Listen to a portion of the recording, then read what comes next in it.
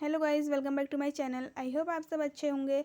आज मैं आपके लिए लेके आ रखी हूँ हिस्ट्री का प्रश्न, इम्पोर्टेंट प्रश्न जो इस प्रकार है। 1858 से 1919 तक अंग्रेज़ों की देसी रियासतों के प्रति नीति का आलोचनात्मक वर्णन कीजिए, या फिर ब्रिटिश सर्वोच्च सत्ता तथा देसी राज्यों के संबंध पर एक निबंध लिखिए जो 1858 से 1905 तक था। स्टार्ट करते हैं उत्तर। 1947 तक भारत कुछ राजनीतिक कारणों से दो भागों में बटा हुआ था। एक भाग को ब्रिटिश भारत कहा जाता था तथा दूसरे भाग को भारतीय भारत अथवा भारतीय देसी राज्य कहा जाता था। ब्रिटिश भारत पर अंग्रेजों का शासन था तथा दूसरा भाग देसी राजाओं के अधीन था। ये निरंकुश शासकों की भांति अपने अपने राज्य पर शासन करते रहे। ब्रिटिश भारत एक राजनीतिक इकाई था, परंतु देसी रियासतें एक राजनीतिक इकाई नहीं थी। ये देसी रियासतें एक समान नहीं थी तथा किसी एक क्षेत्र में न होकर देश के विभिन्न भागों में बिखरी हुई थी।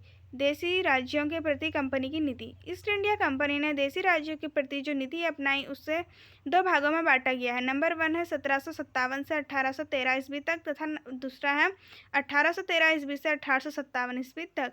1757 से 1813 ईस्वी तक की अवधि में कंपनी ने हस्तक्षेप न करने और कम से कम जिम्मेदारी निभाने की नीति अपनाई तथा दूसरी अवधि में कंपनी ने अधीनस्थ अलगाव की नीति अपनाई। ली वार्नर का कथन है कि कंपनी ने पहले अवधि में घेरा डालने की नीति अपनाई। बंगाल को मराठों के आक्रमणों से बचाने के लिए कंपनी ने अवध का उपयोग घेरे के रूप में किया। कंपनी ने आरंभिक 40 वर्षों में जो संधि की वे राजनीतिक संतुलन बनाए रखने के लिए सुरक्षात्मक तथा आक्रामक संधियां थीं।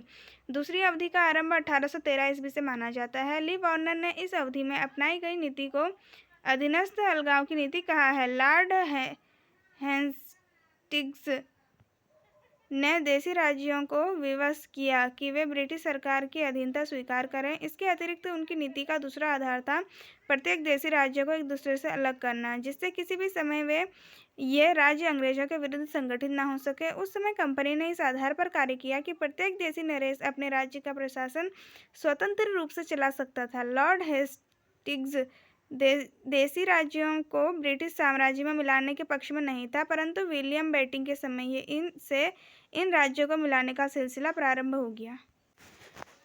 अधीनस्थ एकता की नीति। 1858 से 1905 ईस्ट इंडिया कंपनी का शासन 1858 में समाप्त कर दिया गया और भारत का शासन ब्रिटिश क्राउन के हाथ में आ गया। 1857 के विद्रोह की समाप्ति के बाद अंग्रेजों ने देसी राज्य के प्रति अपनाई गई नीति पर नए सिरे से विचार किया। 1858 से 1905 तक की अवधि में ब्रिटिश सरकार ने अधीनस्थ एकता की नीति अपनाई। 1858 से 1906 तक ब्रिटिश सरकार देसी राज्यों को शंका की दृष्टि से देखती थी। इन राज्यों के नरेशों को एक दूसरे से अलग रखा गया था, परंतु 1906 में लॉर्ड मिंटो ने देसी नरेशों से संपर्क बढ़ाना शुरू कर दिया तथा राष्ट्रीय आंदोलन का दमन करने के लिए देसी नरेशों से मिलकर कार्य करने की नीति अपनाई। 1857 के विद्रोह के पश्चात लॉर्ड डलहौजी की नीति को उल्टा कर दिया गया तथा इस नीति को दृढ़ता से अपनाया गया कि भविष्य में किसी भी देसी राज्य को किसी भी कारण से ब्रिटिश साम्राज्य में नहीं मिलाया जाएगा। 1858 में महारानी विक्टोरिया की घोषणा में कहा गया कि भविष्य में ब्रिटिश सरकार देसी राज्यों को ब्रिटिश साम्राज्य में नहीं मिलाएगी तथा देसी नरेशों एवं नवाबों के साथ जो समझौते और प्रबंधन हुए हैं, ब्रिटिश सरकार उनका सदैव आदर करेगी और उनके अधिकारों की रक्षा करेगी। अब है कैनिंग द्वारा अधीनस्थ एकता की नीति का सूत्रपात करना। लॉर्ड कैनिंग ने देसी नरेशों के सहयोग से ब्रिटिश शासन को चलाने की नीति का आरंभ किया।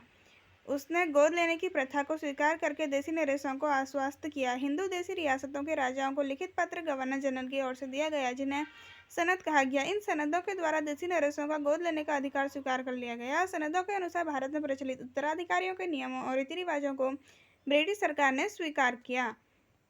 सर्वोच्च सत्ता के सिद्धांत का प्रतिपादन। 1858 से स्पष्ट रूप से ब्रिटिश सरकारों के सर्वोच्च सत्ता का सिद्धांत प्रतिपादित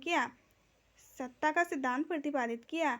यह घोषित किया गया कि संपूर्ण भारत में ब्रिटिश सत्ता ही सर्वोपरि थी तथा प्रत्येक देसी राज्य इसके अधीन रहकर ही कार्य कर सकता था। ब्रिटिश सरकार तथा देसी राज्यों के बीच वास्तविक संबंधों का अधिकार यही सर्वोपरि सत्ता का सिद्धांत था। कैनिंग ने पहली बार ब्रिटिश सर्वोच्च सत्ता का सिद्धांत प्रतिपादित किया। उसने 1862 ईस्वी में इस प्रकार घोषणा की कि ब्रिटिश क्राउन संपूर्ण भारत में सर्वोच्च सत्ता है। यह निर्विरोध शासक के रूप में हमारे सामने है और पहली बार अपने सामंतों के सामने है। Doctor KM. पनिक्कर का कथन है कि शांतिपूर्ण ढंग से एक संवैधानिक क्रांति हुई जिससे ब्रिटिश सत्ता भारत में सार्वभौमिक सत्ता बन गई। ब्रिटिश सर्वोच्च सत्ता का सिद्धांत प्रतिपादित करते समय यह भी कहा गया कि ब्रिटिश क्राउन मुगल सम्राट का उत्तराधिकारी था और उसे वही सब अधिकार संवैधानिक रूप से पूरे भारत में प्राप्त करने थे जिनका अधिकार मुगल सम्राटों को प्राप्त था। अब है ब्रिटिश सर्वोच्च सत्ता का देशी राज्यों में संबंध।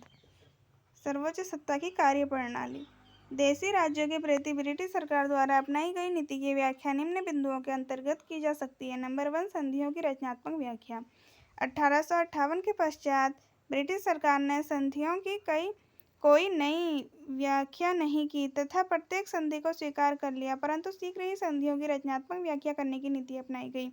इसका अर्थ यह हुआ कि सर्वोच्च सत्ता होने के नाते ब्रिटिश सरकार ने मनमाने ढंग से संधि की व्याख्या करना आरंभ कर दिया तथा भारत सरकार की नीति थी सब संधियों को एक मिलाकर पढ़ाना। यदि किसी भी राज्य के साथ की गई संधि से भारत सरकार को किसी प्रकार का अधिकार मिला था तब उसने उस संधि का अन्य राज्यों के विषय में भी उपयोग किया। इस प्रकार भारत सरकार ने देशी राज्यों पर अंकुश लगाते समय संधि की व्यवस्थाओं की जैसी चाही व्याख्या की और देशी नरेश उसके कार्यों के विरुद्ध कोई भी आवाज नहीं उठा सकते थे।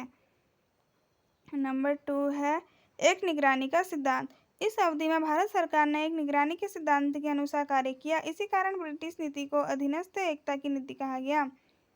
1858 के बाद संपूर्ण भारत को एक करने के लिए भरसक प्रयास किया गया और इसी से प्रत्येक गवर्नर जनरल के एक निगरानी के सिद्धांत का अनुसरण किया। प्रशासनिक दृष्टि से तथा आर्थिक विकास का निर्णय करते समय भारत सरकार ने संपूर्ण भारत को एक ही माना। रेलवे लाइनों का निर्माण करते समय किसी भी देशी रियासत को बाधा उपस्थित करने का अवसर नहीं दिया गया। इस प्रकार से अन्य संचार साधनों की व्यवस्था करते समय भी संपूर्ण भारत की एक इकाई ही माना गया। अंग्रेजों द्वारा चलाया गया सिक्का पूरे भारत में व्यापार का आधार बना।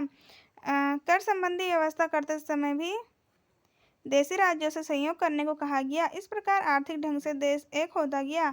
देशी राज्यों ने भी उसी प्रकार की न्याय व्यवस्था का प्रबंध किया जिस तरह की न्याय व्यवस्था ब्रिटिश अधीनस्थ भारत में स्थापित थी। ब्रिटिश अधीन भारत में स्थापित थी। सीमावर्ती देशी राज्यों के प्रतिनिधि। सीमावर्ती राज्यों पर भारत सरकार ने अधिक नियंत्रण लगाए। 1886 से कश्मीर राज्य पर भारत सरकार ने नियंत्रण बनाना शुरू कर दिया।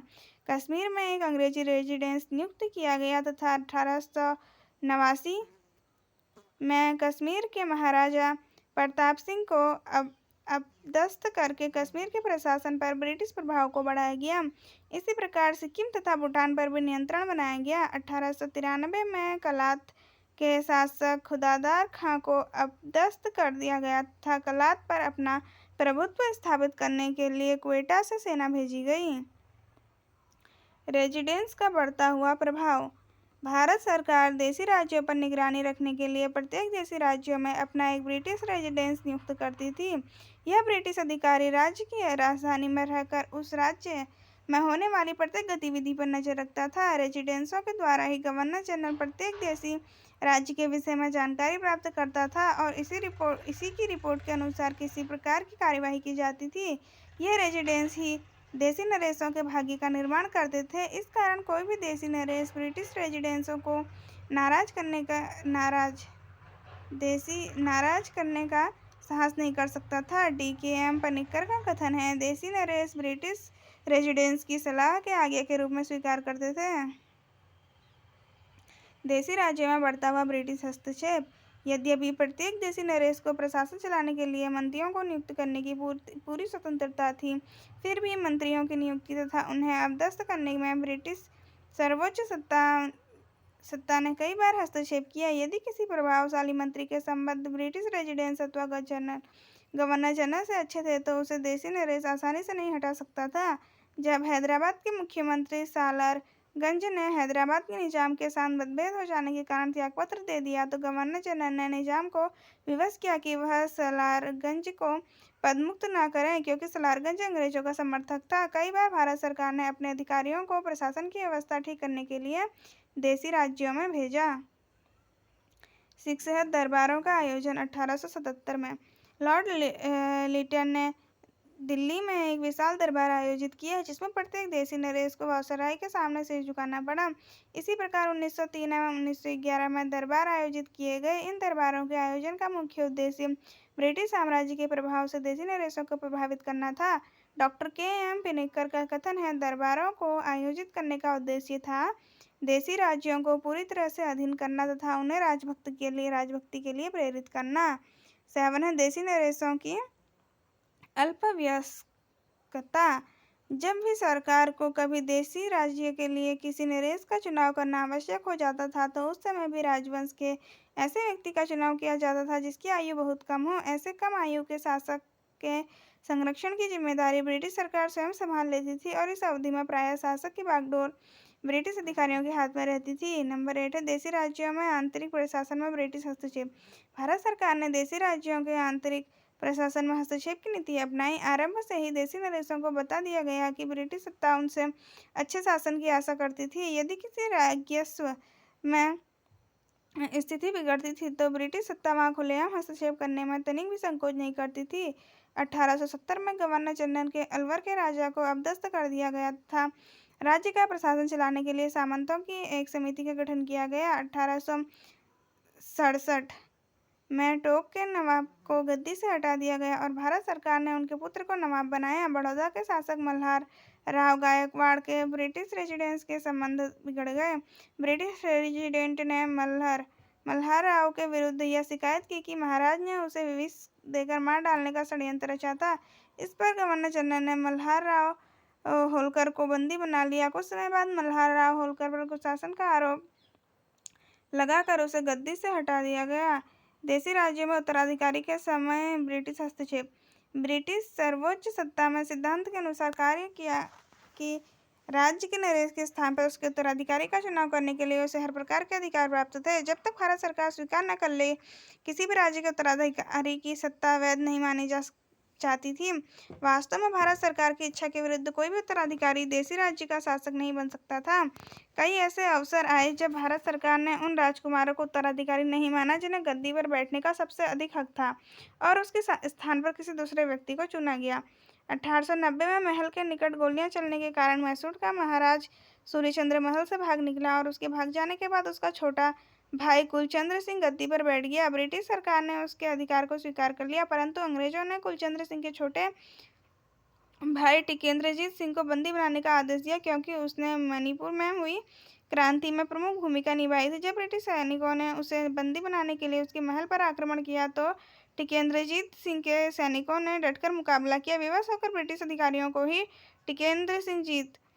टिकेंद्रजीत सिंह से संधि वार्ता करनी पड़ी। इसी समय मणिपुर में एकत्रित भीड़ ने अचानक अंग्रेज अधिकारियों पर हमला कर दिया और उनके अंग्रेज अधिकारियों का वध कर दिया। इस पर गवर्नर जनरल ने एक ब्रिटिश सेना मणिपुर भेजी। टिकेंद्रजीत सिंह तथा मणिपुर के शासक कुलचंद्र सिंह बंदी बना लिए गए। टिकेंद्रजीत सिंह तथा उनके कुछ साथियों को फांसी दे दी गई। इस प्रकार उपर्युक्त विवरण से स्पष्ट है कि 1858 से 1905 के मध्य ब्रिटिश सरकार ने सर्वोच्च सत्ता के सिद्धांत के आधार पर देसी राज्यों के साथ अधीनस्थ एकता की नीति पर चलकर संबंध बढ़ाए तथा अपने स्वार्थों को सिद्ध किया। आई होप आपको वीडियो पसंद आई होगी। वीडियो पसंद आई होगी तो लाइक करना, चैनल पर नए हैं तो सब्सक्राइब करना। मिलते हैं ऐसी किसी अगली वीडियो के साथ।